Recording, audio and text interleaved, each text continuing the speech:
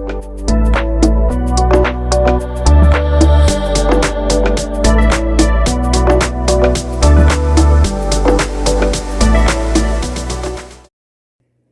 Friends, good evening. Welcome to LTX classes. మనం daily Hindu news పేపర్లో వచ్చే ఇంపార్టెంట్ ఆర్టికల్స్ని prelims and mains point of వ్యూలో డిస్కస్ చేసుకుంటున్నాం కదా. దాంట్లో భాగంగా ఈరోజు హిందూ న్యూస్ పేపర్లో వచ్చిన ఇంపార్టెంట్ కరెంట్ అఫైర్స్ అన్ని చూద్దాము. But before going to start the session today, ఒక important announcement from LTX classes ఏంటంటే, యూపీఎస్సీ ఇన్ఫినిటీ ప్రోగ్రామ్ మీద ఒక ఫ్యాబ్యులస్ ఫిబ్రవరి ఆఫర్ అని చెప్పి మీకు ప్రొవైడ్ చేయడం జరుగుతుంది. సో దీంట్లో భాగంగా మీరు లైవ్ అండ్ రికార్డెడ్ క్లాసెస్ కనుక తీసుకోవాలి అనుకుంటున్నట్టయితే యూపీఎస్సీ ఇన్ఫినిటీవి దీంట్లో మీకు ఏమేమి ఇంక్లూడ్ అయి ఉంటాయి అని అంటే, GS prelims cum mains, NCERT foundation, current affairs, CSAT, ప్రిలిమ్స్కి సంబంధించినటువంటి టెస్ట్ సిరీస్ ప్రోగ్రామ్ అండ్ మెయిన్స్కి సంబంధించినటువంటి ఆన్సర్ రైటింగ్. ఇవి రెండు కూడా మీకు చాలా హెల్ప్ఫుల్గా ఉండే ప్రోగ్రామ్స్ ఇవి. సో ఇవన్నీ కలిపి ఇంక్లూడ్ అయ్యి మీకు యూపీఎస్సీ ఇన్ఫినిటీ ప్యాకేజ్ లాగా వస్తుందన్నమాట. అండ్ ఈ టోటల్ ప్రోగ్రామ్కి ఫీ వచ్చేసి యాక్చువల్గా 80,000 రూపీస్ మీకు, కానీ మీకు ఇది 64,000 రూపీస్కే ఇవ్వడం జరుగుతుంది. అండ్ లైఫ్ టైం వ్యాలిడిటీ తోటి ఈ కోర్స్ అనేది ప్రొవైడ్ చేయడం జరుగుతుంది అనమాట. అంటే మీరు ఒకసారి ఈ కోర్స్కి మీరు సబ్స్క్రైబ్ అయినట్టయితే మీరు ఎన్ని నెంబర్ ఆఫ్ అటెంప్ట్స్కి అయినా కూడా మీరు ఇదే కోర్స్ని యూటిలైజ్ చేసుకోవచ్చు.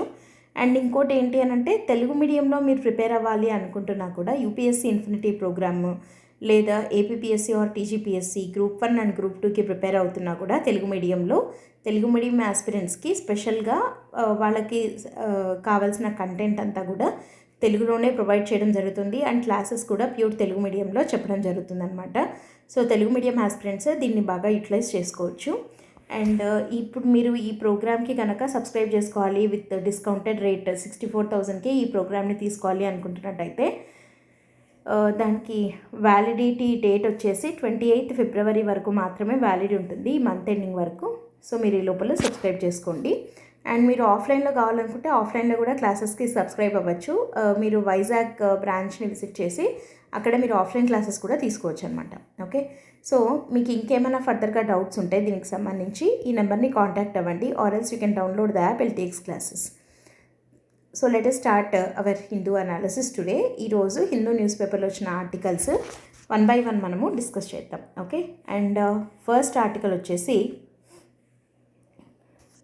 ఎడిటోరియల్ ఆర్టికల్ ఏమని వచ్చింది అని అంటే, ఒక జాగ్రత్తతో కూడిన ప్రోత్సాహం, కేవలం నిర్మాణాత్మక మార్పు మాత్రమే ఆర్థిక సమాఖ్య వ్యవస్థలో సమతుల్యతను పునరుద్ధరించగలదు అని చెప్పి ఒక ఆర్టికల్ వచ్చింది. సో ఇది దేనికి సంబంధించిండేది అని అంటే, 16వ ఆర్థిక సంఘం యొక్క సిఫార్సుల మీద దాని రిలేటెడ్గా వచ్చినటువంటి ఒక ఆర్టికల్ అనమాట. 16th ఫైనాన్స్ కమిషన్ దాని రికమెండేషన్స్ని ఇచ్చింది కదా, దాన్ని సిఫార్సులను చేసింది. సో దాని రిలేటెడ్గా వచ్చినటువంటి ఆర్టికల్ ఇది. అసలు దీని యొక్క ప్రధాన నేపథ్యం ఏంటి అండ్ ఇది ఏం మాట్లాడుతోంది, ఈ 16వ ఆర్థిక సంఘం ఏం చెప్తోంది అనంతా కూడా ఈ ఆర్టికల్లో డిస్కస్ చేయడం జరిగింది. చూద్దాం దీని యొక్క ప్రధాన నేపథ్యం ఏంటి అని అంటే, 16వ ఆర్థిక సంఘం finance commission 16th finance commission సిఫార్సులను విమర్శనాత్మకంగా విశ్లేషించడం ఈ ఆర్టికల్ యొక్క ప్రధాన ఉద్దేశం. రాష్ట్రాల ఆర్థిక ఒత్తిడిని ఈ సంఘం గుర్తించినప్పటికీ భారత ఆర్థిక సమాఖ్య వ్యవస్థను బలోపేతం చేయడానికి అవసరమైన లోతైన నిర్మాణాత్మక సంస్కరణలను చేపట్టడంలో విఫలమైంది అని చెప్పి ఈ ఆర్టికల్లో ఆథర్ డిస్క్రైబ్ చేయడం జరిగిందనమాట. అంటే ఇక్కడ మొత్తానికి ఓవరాల్గా క్రిటికల్ అనాలిసిస్ జరిగింది. అంటే వాళ్ళు చెప్పిన సిఫార్సులను గురించి మంచిగా ఉంది, అలాగే అందులో ఉండే లోపాలను గురించి కూడా ప్రస్తావించడం జరిగింది. ఇక్కడ ఏం చేస్తున్నారు, ఆథర్ ఏం మాట్లాడుతున్నారు అని అంటే, 16వ ఆర్థిక సంఘము రాష్ట్రాలు ఎదుర్కొంటున్నటువంటి ఆర్థిక ఒత్తిడి గురించి గుర్తించింది. అంటే వాళ్ళు గుర్తించారు రాష్ట్రాలకు ఆర్థిక ఒత్తిడి ఎక్కువగా ఉంది అనే విషయాన్ని 16వ ఆర్థిక సంఘం గుర్తించింది. కానీ దాన్ని బలోపేతం చేయడానికి, అంటే ఫిస్కల్ ఫెడరలిజం, ఆర్థిక సమాఖ్యను బలోపేతం చేయడానికి ఏవైతే కావాలో అట్లాంటి నిర్మాణాత్మక సంస్కరణలను తీసుకొని రావడంలో మాత్రము విఫలమయ్యింది అని చెప్పి మాట్లాడడం జరుగుతుందన్నమాట. సో ఇక్కడ ఆర్థిక సమాఖ్య వ్యవస్థ గురించి మనం ఇక్కడ మాట్లాడుతున్నాం కాబట్టి ఒకసారి ఇక్కడ చూద్దాం. కేంద్రము మరియు రాష్ట్రాల మధ్య పన్నుల విభజన మరియు వ్యయ బాధ్యతలను ఆర్థిక సమాఖ్య వ్యవస్థ అంటారు.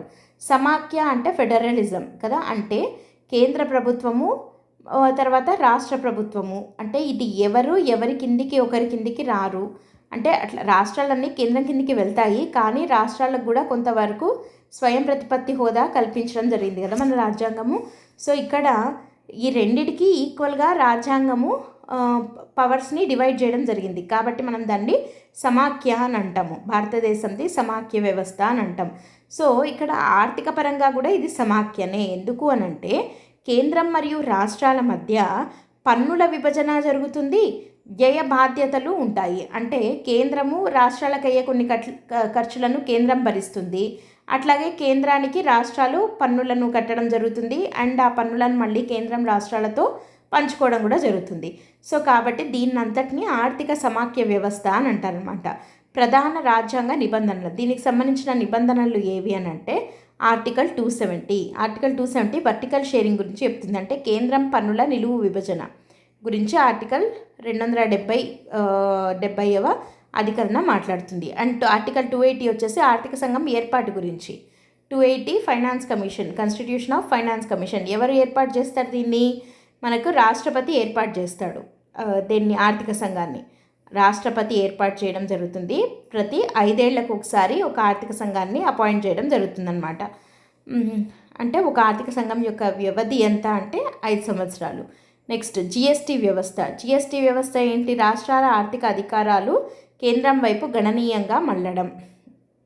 సో ఇక్కడ భారతదేశంలో ఆర్థిక సమాఖ్య వ్యవస్థ ఉంది అనడానికి దానికి సూట్ అయ్యే లైక్ ఏవేవి అధికరణలు అంటే ఆర్టికల్ 270, ఆర్టికల్ 280. 70 వచ్చేసి కేంద్రం యొక్క పన్నులు రాష్ట్రాలకు అన్నిటికీ ఎలా పంచుతారు అనే దాని గురించి ఆర్టికల్ 270 చెప్తే, ఆర్టికల్ 280 వచ్చేసి ఆర్థిక సంఘ ఏర్పాటు గురించి మాట్లాడుతుందన్నమాట. నెక్స్ట్ జిఎస్టీ రాకముందు, జిఎస్టీ తర్వాత. జిఎస్టీ తదనంతర పరిణామాలు ఏంటి అని అంటే రాష్ట్రాలు స్వతంత్ర పన్ను అధికారాలను కోల్పోయాయి, ఎందుకంటే మొత్తము కేంద్రంకే పోతోంది కాబట్టి.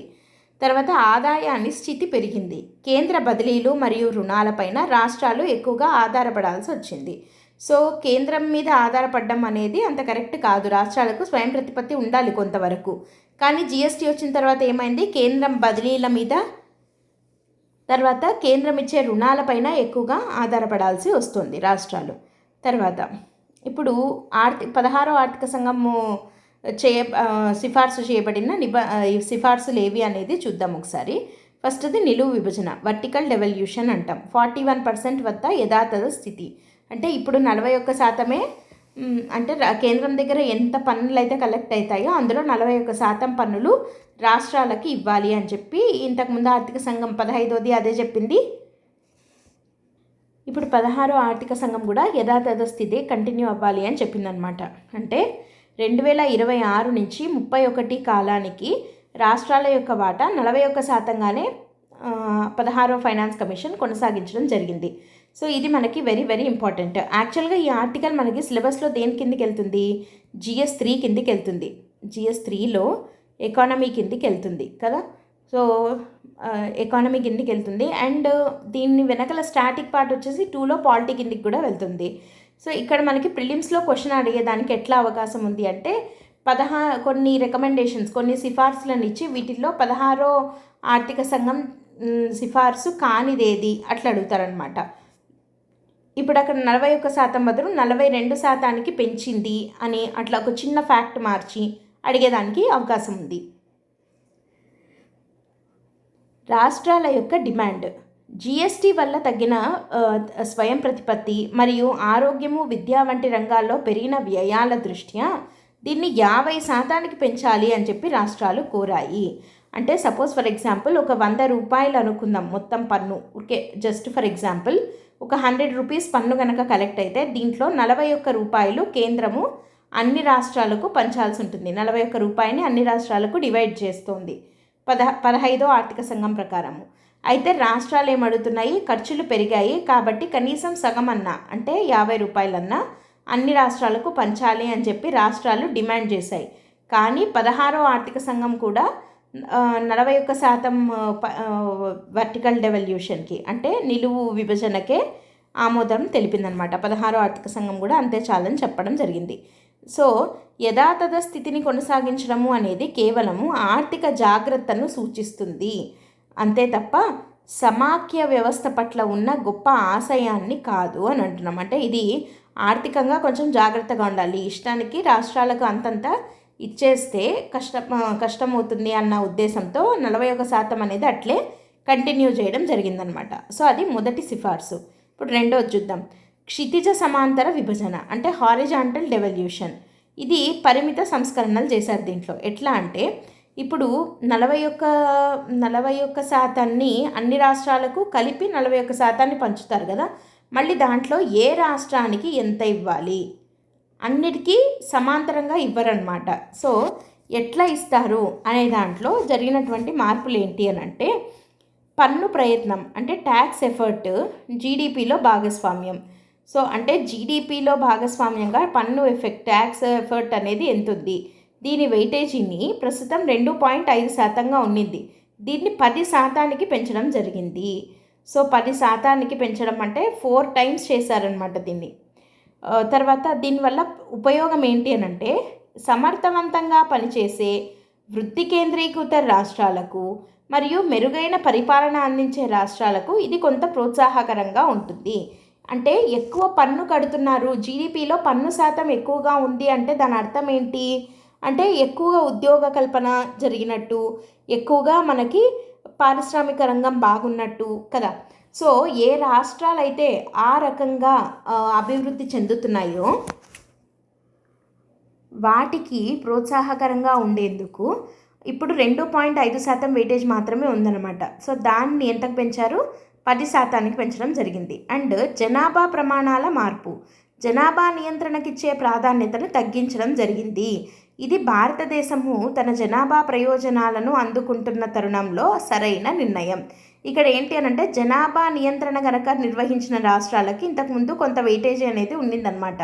కానీ తర్వాత ఏమైంది, మనకు డెమోగ్రఫిక్ డివిడెండ్ ఉండి అంటే జనాభా ప్రయోజనాలు అంటే మనకి పనిచేసే ఏజ్లో ఉన్నటువంటి వాళ్ళ జనాభా ఎక్కువగా ఉంది. సో వాళ్ళని కనుక మనం ఉపయోగించుకుంటే ఏమవుతుంది, మన ఆర్థిక వ్యవస్థ బాగుపడుతుంది. సో కాబట్టి అట్లా ఎక్కువగా ఉన్నటువంటి రాష్ట్రాలను ప్రోత్సాహపరిచేందుకు గాను జనాభా ప్రమాణాలలో కూడా మార్పును తీసుకొని రావడం జరిగింది, దాని యొక్క ప్రాధాన్యతను తగ్గించడం జరిగిందనమాట. పన్ను ప్రయత్నాన్నేమో 2.5% నుంచి 10%కి పెంచడం జరిగింది, జనాభా ప్రమాణాల దానికి ఇచ్చే ప్రాధాన్యతనేమో తగ్గించడం జరిగింది. సో ఇది రెండో మార్పు. నెక్స్ట్ మూడోది వచ్చేసి ప్రయోజనాలు ఎందుకు పరిమితంగా ఉన్నాయి. పేద రాష్ట్రాలకు లేదా కేంద్ర నిధులపై ఎక్కువగా ఆధారపడే రాష్ట్రాలకు షాక్ తగలకుండా ఉండటానికి పునఃపంపిణీని చాలా నెమ్మదిగా చేస్తున్నారు. అంటే దాని ఫలితం ఏంటంటే తమిళనాడు, మహారాష్ట్ర వంటి పారిశ్రామిక రాష్ట్రాలకు కేవలము నామమాత్రపు ప్రయోజనాలే అందుతాయి. దీనివల్ల నిర్మాణాత్మక అసమతుల్యత అలాగే ఉండిపోయిందన్నమాట. నెక్స్ట్ దీంట్లో గుర్తించబడిన నిర్మాణాత్మక సమస్యలేంటి, కుంచుకుపోతున్న డివిజబుల్ పూల్ అంటే ఎంతైతే ఈ రాష్ట్రాలతో పంచుకోగలమో అది తగ్గిపోతోంది. ఎందుకు తగ్గుతోంది అంటున్నాము, రాష్ట్రాలతో పంచుకొని సెస్సులు తర్వాత సర్ఛార్జీలు ఇవి పెరిగిపోతున్నాయి. అంటే మామూలుగా పన్నులను కేంద్రము రాష్ట్రాలతో పంచుకుంటుంది, పన్ను రూపంలో వసూలైన దాన్ని మాత్రమే కేంద్ర ప్రభుత్వము రాష్ట్ర ప్రభుత్వాలతో పంచుకుంటుంది. కానీ ఈ పన్నుల మీద వేసేటువంటి సెస్సులు ఉంటాయి కదా, సెస్సులు అంటే పన్ను మీద వేసే పన్ను. సో సెస్సులు తర్వాత సర్ఛార్జీలు ఇట్లాంటివి పన్నుల మీద వేసేటివి, వీటిని రాష్ట్రాలతో పంచుకోదు కేంద్ర ప్రభుత్వము. సో వీటి యొక్క భారం అనేది పెరిగిపోతుంది. వీటి యొక్క భారం అనలేము, ఇవి పెరగడం వల్ల ఏమవుతుంది, ఇది పెరుగుతోంది కానీ దానివల్ల ఇవి పెరగడం వల్ల రాష్ట్రాలకు వచ్చిన ఉపయోగం అయితే ఏం లేదు. ఎందుకు, ఇవి కేంద్ర ప్రభుత్వమే వాడుకుంటుంది కానీ రాష్ట్రాలతో పంచుకోదు కాబట్టి. సో ఇవి పెరగడం వల్ల వాస్తవంగా రాష్ట్రాలకు అందే వాటా 41% కంటే చాలా తక్కువగా ఉంటుంది. నెక్స్ట్ 16వ ఆర్థిక సంఘం ఈ సమస్యను గుర్తించింది కానీ దీన్ని సరిదిద్దడానికి కఠినమైన ఆదేశాలనేవి ఎక్కడా ఇవ్వలేదు. నెక్స్ట్ షరతులతో కూడిన బదిలీలు, కండిషనల్ ట్రాన్స్ఫర్స్. దీని గురించి ఆల్రెడీ మనము న్యూస్ ఆర్టికల్స్లో అంతకుముందు నిన్న మొన్న వచ్చినటువంటి వాటిలో కూడా చెప్పుకున్నాం. రాష్ట్రాలకు అందే నిధుల్లో 42% పెరుగుదల కేంద్ర ప్రాయోజిత పథకాల ద్వారా వస్తోంది. అంటే కేంద్రము ప్రాయోజిత చేసినవి సెంట్రల్లీ స్పాన్సర్డ్ స్కీమ్స్ కింద వస్తుందన్నమాట. నెక్స్ట్, రాష్ట్రాలు కేవలం కేంద్రం నిర్ణయించిన ప్రాధాన్యతలను అమలు చేసే ఏజెంట్లుగా మారిపోతున్నాయి. ఇది సహకార సమాఖ్య వ్యవస్థను అంటే కోఆపరేటివ్ ఫెడరలిజంని బలహీనపరుస్తోంది అని చెప్పి అంటున్నాం మనం. సరే, ఇక్కడ మనకి యూపీఎస్సికి మనం వాడాల్సినటువంటి కొన్ని పదాలు ఏంటి అని అంటే అసమాన ఆర్థిక సామర్థ్యం అంటే అసిమెట్రిక్ ఫిస్కల్ కెపాసిటీ, తర్వాత సెంటర్ డ్రివెన్ వెల్ఫేర్ ఫెడరలిజం అంటే కేంద్రం నిర్దేశించే సంక్షేమ సమాఖ్యవాదము, తర్వాత implementation federalism versus decision making federalism అంటే నిర్ణయాధికారం లేని కేవలం అమలు చేసే అధికారం ఉండే సమాఖ్య వ్యవస్థ. ఇట్లాంటి పదాలను మనము ఆన్సర్స్లో ఉపయోగిస్తే మంచి పాయింట్స్ అవుతాయి. సరే, ఇప్పుడు దీని మీద మనం ఎట్లా ముందుకెళ్ళాలి అంటే 2031 నాటికి నిలువు విభజనను దశల వారీగా అట్లీస్ట్ 45% పెంచాలి. ఇప్పుడు ఎంత ఉంది? 41% ఉంది. ఇప్పుడే మనము 50% డిమాండ్ అయితే చేశారు, కానీ ఒప్పుకోలేదు. 41%గానే ఉండిపోయింది. కనీసం 2031 నాటికి నిలువు విభజన వాటా 45%కి దశల వారీగా అన్నా పెంచాలి. తర్వాత సెస్సులు సర్ఛార్జీల వినియోగంపై చట్టపరమైన పరిమితులను విధించాలి. ఎందుకంటే అవి రాష్ట్రాలతో పంచుకోకుండా కేంద్ర ప్రభుత్వం మాత్రమే వాడుకుంటుంది కాబట్టి. నెక్స్ట్, మూడోది షరతులు లేని నిధుల యొక్క వాటాలను పెంచాలి. తర్వాత జిఎస్టీ కౌన్సిల్లో వివాద పరిష్కార యంత్రాంగాన్ని బలోపేతం చేయాలి.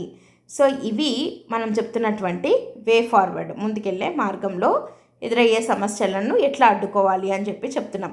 సో ఓవరాల్గా కన్క్లూషన్ ఏంటంటే ఆర్థిక సమాఖ్య వ్యవస్థ కేవలం జాగ్రత్తతో కూడిన నిర్ణయాల వల్ల మనుగడ సాగించలేదు.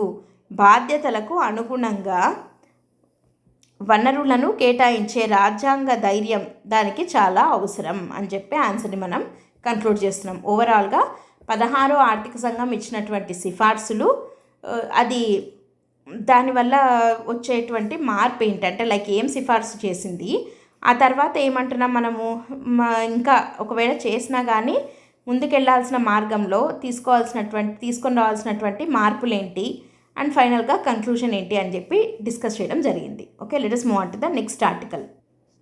సెకండ్ ఆర్టికల్, పట్టణ స్థానిక సంస్థలకు ఆర్థిక సంఘం నిధులు 3 రెట్లు పెంపు, నగరాల వికాసానికి ఇదొక కొత్త ఊపిరి అని చెప్పి ఒక ఆర్టికల్ రావడం జరిగింది. ఇది కూడా 16th ఫైనాన్స్ కమిషన్ రిలేటెడే కాబట్టి ఇక్కడ మనం చెప్పుకుంటున్నాము. సో దీంట్లో మెయిన్గా మాట్లాడుతున్నది ఏంటంటే భారతదేశ ఆర్థిక సమాఖ్య వ్యవస్థలో మరియు పట్టణ పరిపాలనలలో ఈ నిర్ణయం ఒక కీలక మార్పును సూచిస్తుంది. 16వ ఆర్థిక సంఘము పట్టణ స్థానిక సంస్థలు ఉంటాయి కదా, అర్బన్ లోకల్ బాడీస్, సో వాటికి ఇచ్చే గ్రాంట్లు ఉంటాయి కదా, వాటిని దాదాపు 3 రెట్లు పెంచి 3.5 లక్షల కోట్లకు చేర్చడం జరిగింది. సో 2026-31 కాలానికి గాను పట్టణ స్థానిక సంస్థలకు 16వ ఆర్థిక సంఘం ఇచ్చేటువంటి గ్రాంట్లు ఎంత పెరిగాయి అంటే 3 రెట్లు పెరగడం జరిగిందనమాట. ఎందుకు ఇవి అంటే వేగవంతమైన నగరీకరణ, పెరుగుతున్న సేవా అవసరాలు మరియు ఆర్థిక వృద్ధిలో నగరాల యొక్క ప్రాముఖ్యతను గుర్తించినందున ఈ నిర్ణయం తీసుకోబడింది. సో మనకి వేగంగా అభివృద్ధి చెందుతున్న నగరాలు, నగరీకరణ పెరుగుతోంది అంటే జనాభా పెరుగుతోంది, తర్వాత అవసరాలు పెరుగుతున్నాయి, అండ్ అంతేకాకుండా ఒక రాష్ట్రం యొక్క ఆర్థిక వృద్ధిలో నగరాల యొక్క పాత్ర కూడా చాలా ఎక్కువగా ఉంటుంది. వీటినన్నింటినీ గుర్తించి 16వ ఆర్థిక సంఘం ఏం చేసింది, పట్టణ స్థానిక సంస్థలకు ఇచ్చేటువంటి గ్రాంట్ల అమౌంట్ను 3 రెట్లు పెంచడం జరిగిందనమాట. సో దీనికి సంబంధించి రాజ్యాంగ నేపథ్యము ఏంటి అని అంటే ఫస్ట్ ఆఫ్ ఆల్ ఇది మనకి GS2 కిందకి వెళ్తుంది. సిలబస్లో GS2 కిందకి వెళ్తుంది, లేదా GS3 కింద అయినా చూడొచ్చు. ఇక్కడ మనకి అర్బన్ లోకల్ బాడీస్ గురించి, పట్టణ స్థానిక సంస్థల గురించి చెప్పాలంటే GS2 కింద చదవాలి. లేదు ఇది 16వ ఆర్థిక సంఘంలో ఒక పాయింట్గా చూడాలి అంటే GS3 కిందకి వెళ్తుంది అనమాట. అండ్ నెక్స్ట్ ఇక్కడ చూద్దాం, 74వ రాజ్యాంగ సవరణ చట్టం 1992లో తీసుకొని వచ్చారు కదా. 73వది వచ్చేసి మనకి గ్రామీణ స్థానిక సంస్థల గురించి, 74వది వచ్చేసి పట్టణ గురించి. పట్టణ స్థానిక సంస్థలకు ప్రజాస్వామ్య వికేంద్రీకరణను తప్పనిసరి చేసింది ఈ 74వ రాజ్యాంగ సవరణ చట్టం. మరియు మున్సిపాలిటీలకు 18 విధులను కేటాయించడం జరిగింది. ఈ 18 విధులు 12వ షెడ్యూల్లో ఉంటాయి. రాజ్యాంగంలో మొత్తం మనకి 12 షెడ్యూల్స్ ఉన్నాయి కదా, వీటిల్లో 12వ షెడ్యూల్లో 18 విధులను చెప్పడం జరిగిందనమాట. అండ్ ఇక్కడ వచ్చే సమస్య ఏంటి అంటే, ఇప్పటికీ పట్టణ సంస్థలు ఆర్థిక స్వయం ప్రతిపత్తి లేక రాష్ట్రం ఇచ్చే నిధులపైన లేదా కేంద్రం చేసే బదిలీలపైనే ఎక్కువగా ఆధారపడుతున్నాయి. సో ఇక్కడ స్థానిక పరిపాలన, వికేంద్రీకరణ, సహకార సమాఖ్య వ్యవస్థ అనే థీమ్ కిందికే ఈ టాపిక్ కూడా వెళ్తుంది మనకి సిలబస్లో భాగంగా. ఇక్కడ 16వ ఆర్థిక సంఘము ఈ పరంగా చేసినటువంటి ప్రధాన సిఫార్సులు ఏంటి అంటే, ఫస్ట్ వన్, పట్టణ గ్రాంట్లలో భారీగా పెంపు. మొత్తం స్థానిక ప్రభుత్వ గ్రాంట్లు 2026-31 గాను 7.9 లక్షల కోట్లు. ఇందులో పట్టణాల వాటా మాత్రమే 3.56 లక్షల కోట్లు. 15వ ఆర్థిక సంఘం ఎంత కేటాయించిందో అంతకన్నా 230% ఎక్కువ, అంటే 200% కన్నా కూడా ఎక్కువ, చాలా చాలా విపరీతంగా పెంచడం జరిగిందనమాట 16వ ఆర్థిక సంఘం. సో మనం దీన్ని ఎట్లా చూడొచ్చు అంటే, పట్టణ పరిపాలన అనేది ఇక పైన గౌణమైన అంశం కాదు, ఇది ఆర్థిక ప్రాధాన్యతగా మారింది అని చెప్పి మనం చెప్పచ్చు. నెక్స్ట్, స్థానిక బదిలీల్లో పెరుగుతున్న పట్టణాల వాటా. 10వ ఆర్థిక సంఘం ఏమో 10% ఇచ్చింది, 15వ ఆర్థిక సంఘం 36%, 16వ ఆర్థిక సంఘం వచ్చేసరికి 45%గా ఉంది. భారతదేశంలో 35% పైగా జనాభా నగరాల్లోనే ఉంది. అందుకని మరియు మన జీడిపిలో నగరాల యొక్క వాటా ఎంత ఉంది అంటే 65% ఉంది. సో జీడిపిలో నగరాల యొక్క వాటా 65%గా ఉంది కాబట్టి, అంటే సగం కన్నా ఎక్కువగా ఉంది కాబట్టే వాటి యొక్క పరిపాలనకు కావాల్సినటువంటి గ్రాంట్లను కూడా 16వ ఆర్థిక సంఘం పెంచితే బాగుంటుందని గుర్తించి 15వ దానికన్నా కూడా 230% ఎక్కువగా, అంటే 3 రెట్లు ఎక్కువగా చేయడం జరిగిందనమాట. సో ఈ పట్టణ గ్రాంట్లను ఎట్లా విభజించవచ్చు అని అంటే, దాంట్లో ప్రాథమిక గ్రాంట్లు, పనితీరు గ్రాంట్లు, మౌలిక సదుపాయాల గ్రాంట్లు, నగరీకరణ ప్రీమియం అని చెప్పి 4 రకాల గ్రాంట్లు ఉంటాయన్నమాట. సో ఇవి అంత డెప్త్గా అవసరం లేదు, బట్ జస్ట్ ఊరికే ఒకసారి చూద్దాము. ప్రాథమిక గ్రాంట్లు 65%, ఎంత అంటే 2.32 లక్షల కోట్లు ఇవ్వడం జరిగింది ప్రాథమిక గ్రాంట్లుగా. ఇవి దేనికోసము అంటే, బేసిక్ అవసరాలు ఉంటాయి కదా, నీటి సరఫరా, పారిశుద్ధ్యము మరియు స్థానిక అవసరాల కోసం ఇచ్చే వాటిని ప్రాథమిక గ్రాంట్లు అంటాం. నెక్స్ట్, పనితీరు గ్రాంట్లు 16%, అంటే 56,000 కోట్లు. సో ఇది దేనికి అంటే, ఆస్తి పన్ను సంస్కరణలు, పారదర్శకత పెంచే సంస్థలకు ప్రోత్సాహకరంగా ఉండేటివి.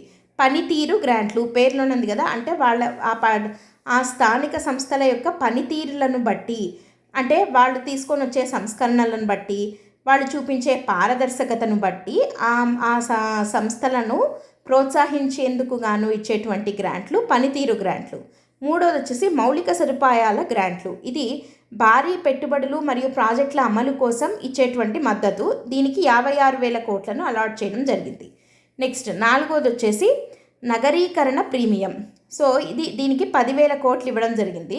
ఇదేంటంటే, గ్రామీణ పట్టణ పరివర్తనలో ఉన్న ప్రాంతాల ప్రణాళికాబద్ధ విస్తరణ కోసం, అంటే నగరీకరణ జరుగుతున్నటువంటి ప్రాంతాలకు ప్రోత్సాహకరంగా ఉండేలాగా 10,000 కోట్లను అలొకేట్ చేయడం జరిగిందనమాట. సో పట్టణ గ్రాంట్లు పెరిగాయి అని అంటున్నాం. దాంట్లో మళ్ళీ 4 రకాలు: ప్రాథమిక గ్రాంట్లు, పనితీరు గ్రాంట్లు, మౌలిక సదుపాయాల గ్రాంట్లు, నగరీకరణ ప్రీమియం. ఇన్ని రకాలుగా గ్రాంట్లను ప్రొవైడ్ చేయడం జరిగింది.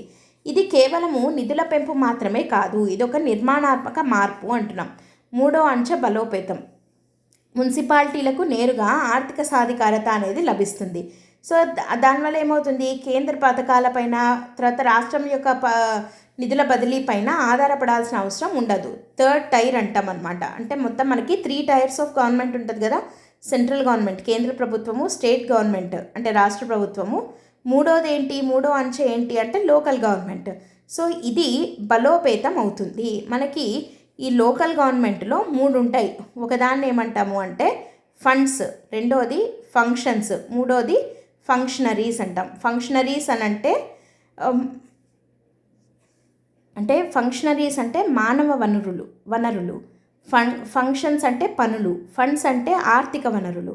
సో వీటిల్లో ఈ 3 లేక ఈ మూడవ అంచె అయినటువంటి ఈ స్థానిక సంస్థలు బలహీనం అవుతున్నాయి. ఈ మూడు ఉండాలి, కానీ వీటిలో ఏమవుతోంది అని అంటే నిధులు ఉండట్లేదు, అంటే ఫండ్స్ ఉండట్లేదు. ఫంక్షన్స్ ఉన్నాయి కానీ మానవ వనరులు లేరు, తర్వాత నిధులు కూడా లేవన్నమాట. సో ఇక్కడ ఈ నిధుల ఏర్పాటుకు సంబంధించి ఆ అడ్డంకిని ఎదుర్కోవడానికే 16వ ఆర్థిక సంఘం ఈ సిఫార్సును చేయడం జరిగింది. సో వృత్తి చోదకాలుగా నగరాలు ఉండబోతున్నాయి. నీరు, పారిశుద్ధ్యము, రోడ్లు మరియు వ్యర్థాల నిర్వహణ వంటివి ప్రజారోగ్యాన్ని మరియు ఉత్పాదకతను నేరుగా ప్రభావితం చేస్తాయి. తర్వాత మెరుగైన పరిపాలన అందించే నగరాలకు ఎక్కువ నిధులు అందడం వల్ల ఏమవుతుంది, పోటీతత్వం పెరుగుతుంది. కాబట్టి మిగతా నగరాలు కూడా పోటీ పడడం జరుగుతుంది.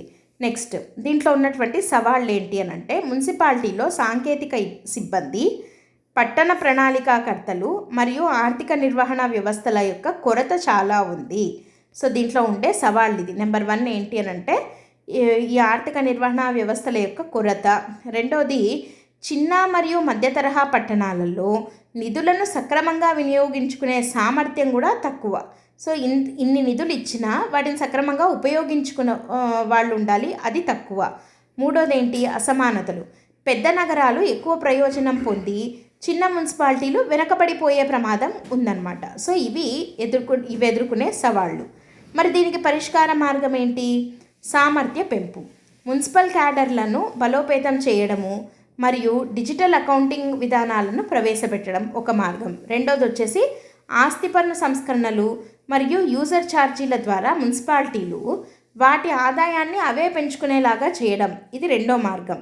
నెక్స్ట్, నిధులను వాతావరణ మార్పులను తట్టుకునేలా సరసమైన గృహ నిర్మాణము మరియు ప్రజా రవాణాకు అనుసంధానం చేయాలి. సో ఈ రకమైన పరిష్కార మార్గాన్ని మనం ఇంప్లిమెంట్ చేస్తే ఆల్రెడీ 16వ ఆర్థిక సంఘం సిఫార్సు చేసిన గ్రాంట్లను ఉపయోగించుకోవడంతో పాటు అవి సొంతంగా వాటి యొక్క స్వయం ప్రతిపత్తిని కూడా పెంచుకోగలిగే సామర్థ్యాన్ని తెచ్చుకుంటాయి పట్టణ స్థానిక సంస్థలు.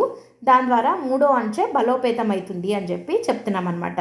సో పట్టణ స్థానిక సంస్థలకు నిధులను 3 రెట్లు పెంచడం ద్వారా భారతదేశ పట్టణ భవిష్యత్తు కేవలం కేంద్రం చేసే పెట్టుబడుల ద్వారానే కాకుండా సాధికారత మరియు జవాబుదారీతనం కలిగిన నగరాల ద్వారా నిర్మితం కావాలి అని చెప్పి 16వ ఆర్థిక సంఘం స్పష్టం చేసింది అని చెప్పి మనం చెప్పచ్చు అన్నమాట. ఇది సెకండ్ ఆర్టికల్.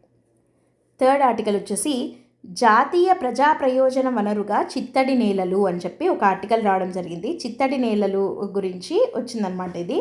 సో ఇది ఏంటి అనేది ఒకసారి చూద్దాము. చిత్తడి నేలలను ఖాళీ స్థలాలుగాను లేదా కేవలం అందం కోసం ఉండే ఆస్తులుగానో కాకుండా జాతీయ ప్రజా ప్రయోజన వనరు అంటే నేషనల్ పబ్లిక్ గుడ్గా పరిగణించాలి అని చెప్పి ఈ వ్యాసం మాట్లాడుతుంది. ఎందుకు అంటే ఇవి వరద నియంత్రణ, నీటి శుద్ధీకరణ, జీవ వైవిధ్యము మరియు జీవనోపాధి ఇట్లాంటి కీలకమైన పర్యావరణ వ్యవస్థ సేవలను అంటే ఎకోసిస్టమ్ సర్వీసెస్ అంటాం. ఇట్లాంటి వాటిని ఈ చిత్తడి నేలలు అందిస్తాయి. కాబట్టి వీటిని ఏదో ఖాళీ స్థలాలుగా అట్లా వదిలేయడం కాకుండా ఒక పబ్లిక్ గూడ్గా, ఒక ప్రజా ప్రయోజన వనరుగా దీన్ని భావించి వీటిని జాగ్రత్త చేయాలి అని చెప్పి వాదిస్తోంది. ఆర్టికల్లో మాట్లాడుతున్నారనమాట. ఇది భారతదేశ వాతావరణ స్థితిస్థాపకతను, నీటి భద్రతకు మరియు విపత్తు ముప్పు తగ్గించేదానికి అత్యంత అవసరము ఈ చిత్తడి నేలలు అని చెప్పి అంటున్నారు. సో అసలు ఇక్కడ సందర్భం ఏంటి, ప్రాముఖ్యత ఏంటి అనేది చూద్దాము. ప్రపంచ చిత్తడి నేలల దినోత్సవం 2026 యొక్క థీమ్ ఏంటి అంటే చిత్తడి నేలలు మరియు సాంప్రదాయ జ్ఞానం అని చెప్పి ఇది థీమ్. భారతదేశ సాంప్రదాయం ఏంటి అనంటే మన దేశంలో చిత్తడి నేలల సంరక్షణకు సుదీర్ఘమైన చరిత్ర ఉంది. ఎందుకు, ఉదాహరణకి ట్యాంక్ వ్యవస్థలు తమిళనాడులో కోనేర్లు ఇట్లాంటివి ఉంటాయి. తర్వాత కెనీ వాల్స్ అని చెప్పి వాయనాడులో ఉన్నాయి కేరళలో. తర్వాత కమ్యూనిటీ ఫిషింగ్ వెట్లాండ్స్ అని చెప్పి శ్రీకాకుళంలో కూడా ఉందన్నమాట. సో భారతీయ జ్ఞాన వ్యవస్థలు, సుస్థిర వనరుల నిర్వహణ, ఉమ్మడి వనరుల పాలన, ఈ టాపిక్స్ కింద మనము యూపీఎస్సీకి ఈ యాంగిల్ని చూడాల్సి ఉంటుందన్నమాట. అసలు ఈ చిత్తడి నేలలు అనేది ఎందుకు ముఖ్యం? ఫస్ట్ ఆఫ్ ఆల్ ఇది సిలబస్లో దేని కిందకి వెళ్తుందంటే GS 3 కిందకి వస్తుంది. GS 3లో ఎన్విరాన్మెంట్లో వస్తాయి చిత్తడి నేలల గురించి. సో ఇవి ఎందుకు ముఖ్యము అంటే చిత్తడి నేలలు మార్కెట్ వెల కట్టలేని కానీ అత్యంత విలువైన సేవలను అందిస్తాయి. ఎట్లాంటివి? పర్యావరణ సంరక్షణలో, వాతావరణము మరియు విపత్తు నిరోధకతలో, తర్వాత జీవనోపాధి మరియు సంస్కృతిని ప్రోత్సహించడంలో. ఎట్లా అంటే వరదలను అడ్డుకోవడము, భూగర్భ జలాల పునరుద్ధరణ, జీవ వైవిధ్య ఆవాసాలుగా చిత్తడి నేలలు పనికొస్తాయి. అండ్ తుఫాన్ల నుండి రక్షించడంలో, సముద్ర మట్టాల పెరుగుదలకు అనుగుణంగా సర్దుబాటు, నగరాల్లో వర్షపు నీటిని పీల్చుకోవడం, ఇవి కూడా చిత్తడి నేలలు చేసేటివే. తర్వాత చేపల వేట, జలచరాల పెంపకం, సాంప్రదాయ వ్యవసాయము, సాంస్కృతిక మరియు ఆచార స్థలాలుగా కూడా చిత్తడి నేలలు గుర్తించడం జరిగిందనమాట. సో జీవనోపాధికి, తర్వాత సాంస్కృతిక పెరుగుదలకు చిత్తడి నేలలు అనేవి ప్రోత్సాహకరంగా ఉంటాయన్నమాట. సో ఇవి ఈ నేలలో అందించేటువంటి సర్వీసెస్. అందుకే ఇవి ప్రజా ప్రయోజన వనరులు అని చెప్పి వీటిని అంటున్నాం. ఇవి అందరికీ సమానమైనవి, ఒకరి వినియోగము మరొకరికి అడ్డంకి కాదు. అట్లాంటి వాటినే మనము ప్రజా ప్రయోజన వనరు అంటాం, పబ్లిక్ గూడ్ అని చెప్పి అంటాం. అంటే ఒకరి వినియోగము ఇంకొకరికి అడ్డంకి కాకూడదు, కాదు. మరియు ఇవి తరతరాలకు అందాల్సినటువంటి ఆస్తులు కూడా. అయితే ప్రస్తుత స్థితి ఏంటి అంటే, గడిచిన దశాబ్దంలో భారతదేశంలో 40% చిత్తడి నేలలు కనుమరుగయ్యాయి. మిగిలిన వాటిల్లో 50% క్షీణ దశలో ఉన్నాయి. సో కాబట్టి ఇది ఆందోళన పడాల్సినటువంటి విషయం. ఎందుకంటే 40% ఆల్రెడీ కనుమరుగైపోయాయి, ఇంకా మిగిలిన వాటిల్లో కూడా 50% క్షీణ దశలో ఉన్నాయి. కాబట్టి దీనికి ప్రధాన కారణాలు ఏంటి అని అంటే నగరీకరణ మరియు రియల్ ఎస్టేట్ అని చెప్పచ్చు. అంటే ఎక్కువగా ఈ జనాభా పెరిగిపోతుంది కాబట్టి రియల్ ఎస్టేట్ కోసం చిత్తడి నేలన్నిటి మీద అపార్ట్మెంట్లు కట్టేయడము ఇట్లాంటివి చేస్తున్నారు.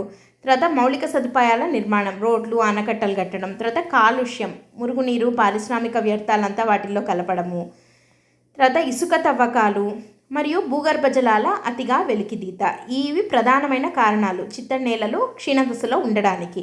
తర్వాత విధానపరమైన మరియు సంస్థాగత చట్టాలు ఏమున్నాయి వీటికి అంటే, వీటికి సంబంధించిన చట్టాలు వచ్చేసి చిత్తడి నేలల సంరక్షణ మరియు నిర్వహణ నిబంధనలు 2017 ఒకటి, ఇంకోటి జాతీయ జల పర్యావరణ వ్యవస్థల సంరక్షణ పథకం NPCA, national plan for conservation of aquatic ecosystems అని చెప్పి జాతీయ జల పర్యావరణ వ్యవస్థల సంరక్షణ పథకం అని చెప్పి ఒకటి ఉంది. అండ్ అంతేకాకుండా CRZ అంటే కోస్టల్ జోన్ రెగ్యులేషన్స్ అనమాట, తీర ప్రాంత నియంత్రణ మండల నిబంధనలు అని చెప్పి ఒకటి ఉంది. అండ్ అంతేకాకుండా రంసార్ ఒప్పందం పైన భారతదేశం సంతకం చేయడం జరిగింది. రంసార్ ఒప్పందం అనేది చిత్తడి నేలల సంరక్షణకు సంబంధించినటువంటి ఒప్పందం అనమాట. ఇది అంతర్జాతీయ ఒప్పందము. దీని మీద కూడా భారతదేశం సైన్ చేయడం జరిగింది. అండ్ మొత్తం భారతదేశంలో 98 రంసార్ సైట్లు ఉన్నాయి. సో భారతదేశంలో చట్టాలకేమీ కొదవలేదు, కానీ అమలులో నాణ్యత అనేది లోపించింది. సరిహద్దుల గుర్తింపు లేకపోవడము, బలహీనమైన పర్యవేక్షణ మరియు వివిధ శాఖల మధ్య సమన్వయ లోపం లాంటి ప్రధానమైన అడ్డంకులు ఉన్నాయి. అండ్ నిర్మాణాత్మక సవాళ్ళు ఏమున్నాయి అంటే విచ్ఛిన్నమైన విధానం, పర్యావరణ పనితీరు కన్నా అందంగా తీర్చిదిద్దడం పైన దృష్టి ఎక్కువగా పెడుతున్నారు.